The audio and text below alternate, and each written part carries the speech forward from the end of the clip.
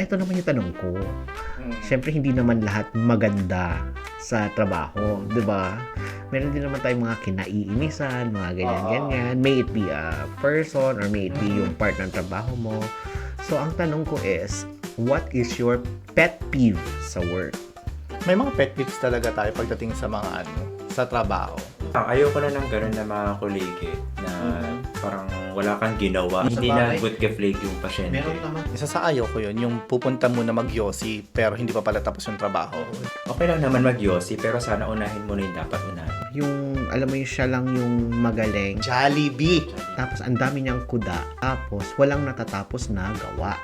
Ang dami niyong gagawin sa loob ng OR. Tapos, may oras pa siyang magchika-chika sa mga doktor, magchika-chika sa mga estudyante, magchika-chika. Okay naman magchika-chika as long as may ginagawa yung kamay mo.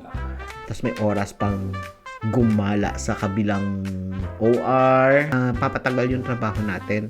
Sabi ko, okay lang naman na magchika-chika ka dyan sa mga kasama natin, sa mga doktor o kung sino man dyan. Basta nagtatrabaho ka, hindi yung isa-stop mo yung trabaho mo kasi nag-explain ka sa ganito, nag-explain ka sa ganyan, nagchichika sa ganito, may tanong ka sa ganyan. Alam mo yon na imbes na matapos na tayo dito, tapos na lahat ng forthrighting for the OR, natatagalan tayo.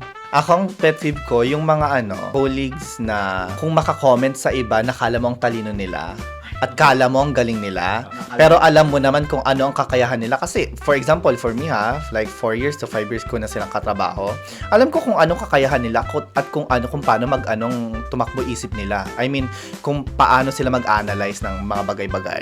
Dinadown niya yung ibang tao, hindi niya alam, ang tingin sa kanya ng katrabaho namin na iba, is ganun din. Ako naman, bala kayo dyan.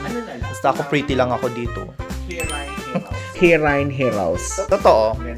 Ganun lang.